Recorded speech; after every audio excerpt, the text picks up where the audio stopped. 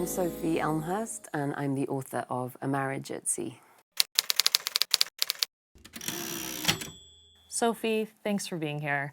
You're an award-winning journalist. You've written for The Guardian long read, The Economist, The New Yorker, among others, but this is your first book. How would you describe A Marriage at Sea in one sentence? Ooh, good question. A Marriage at Sea is the story of a married couple in the 70s who, while sailing around the world, were hit by a whale and shipwrecked and cast adrift on the Pacific Ocean for nearly 4 months. This book is nonfiction, but the story you wrote is so wild it's almost unbelievable. When did you first learn about Maurice and Maralyn Bailey, and why did you want to write a book about them? So I first learned about them many years ago. It was pandemic time. I was researching a piece about people trying to escape and live on water in various different ways. And I found myself down various sort of online tunnels and on a website devoted to castaway and shipwreck stories. And among all these photographs of sort of lone, sort of wild-looking, bearded men holding big sticks, there was this little photograph of a man and a woman looking kind of tidy and cheerful, and I was immediately intrigued, and I wanted to know who she was particularly, and how she ended up as this woman in a situation like this with what turned out to be her husband. There are so many surprising twists along their journey for survival. What detail surprised you most? I think the detail that surprised me most was when I learned that she had never learned to swim, which, given that they were embarking on a round the circumnavigation of the globe, they were sailing all the way to New Zealand, and they'd been preparing for years to do this trip, and never mind what, obviously, the catastrophe that ends up happening, it seemed incredible to me that even if everything had gone right, that she didn't know how to swim. Do you think being shipwrecked for 4 months with little hope of rescue, as they were, is more physically or mentally challenging? Oh, 100% mentally. I mean, the physical challenges they faced were real and immediate. They had a very limited amount of food that they'd managed to get off their boat and into this little tiny raft. But they kind of were practical people. They figured that out quite quickly. They figured out how to fish using a safety pin and how to catch turtles and cut out the meat and eat their eyeballs and catch rainwater to drink. So they kind of could meet the physical challenges, but the psychological challenge of being adrift with no obvious hope of rescue in the middle of an ocean for weeks upon weeks, and then seeing ships pass by again and again and not see you, how you maintain hope or belief or any kind of sort of, I guess, confidence in the idea that you might survive is unbelievably challenging. To what you just said, this is a book about survival, but perhaps even more so, it's a book about hope. How does a person keep hope alive even when it seems like all is lost?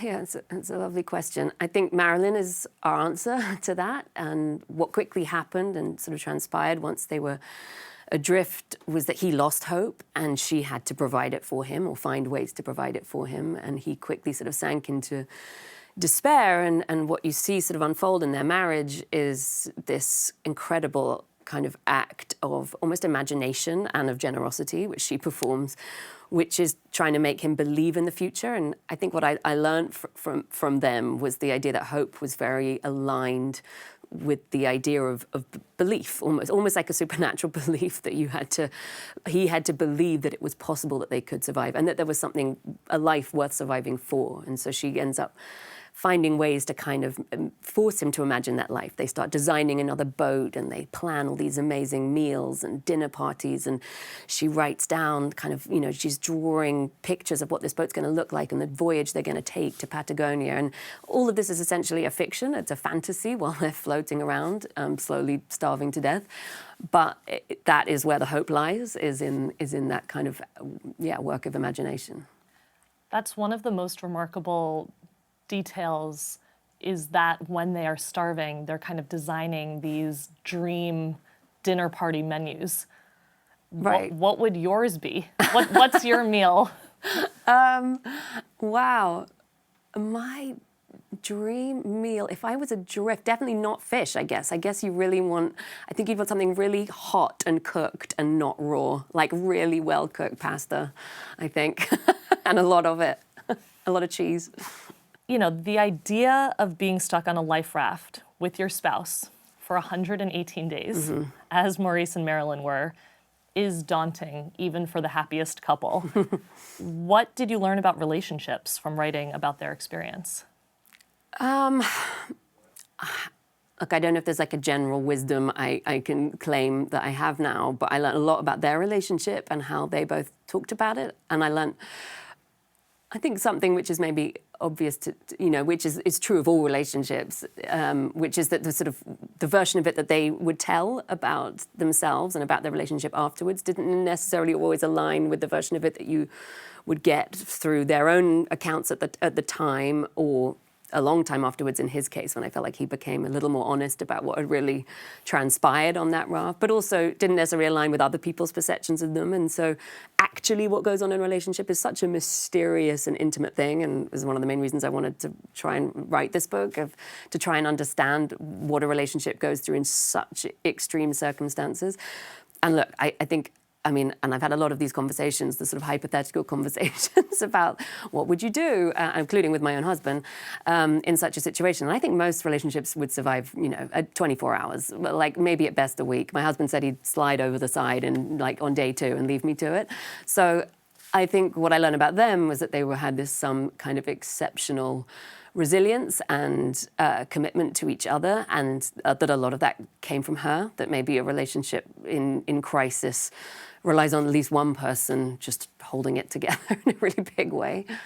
Why do you think they immediately embarked on another sailing adventure after such a harrowing experience? Yeah, initially that was baffling to me as well, and it often seems baffling to people when they read it. But actually, I think, going back to what we were talking about before, of this idea of what she had to create, this idea of the future that she had to create for him to believe in. That journey, that second voyage, was completely that. It was an idea, and it was a plan. It was something that might happen if they survived. And so, the moment they are eventually rescued, it's the first thing she turns around and says to him. It's like, right, now we're doing it. We're going to Patagonia. We're going to build the boat.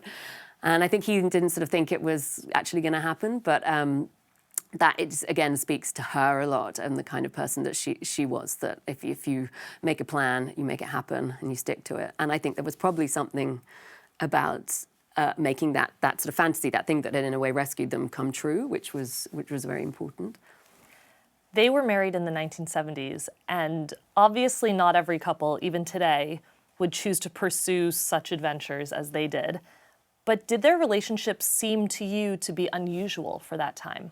Yeah, definitely. I wasn't alive at that time, but, from research and from talking to people and talking to my mum about what it was like to get married in the 60s, and the sort of social expectations at the time in England were, in the mainstream, fairly conventional. It was, you got married, you had kids. If you're a woman, you more than likely gave up work, and your aspirations were sort of domestic, essentially. And what they found in each other, and one of the things these two kind of wildly different personalities sort of made it work, their relationship, was this rejection of all that, was this sort of desire for a different kind of life and a freedom, and sort of rewriting the rules of that sort of societal expectation. They weren't going to have kids, they weren't going to settle down.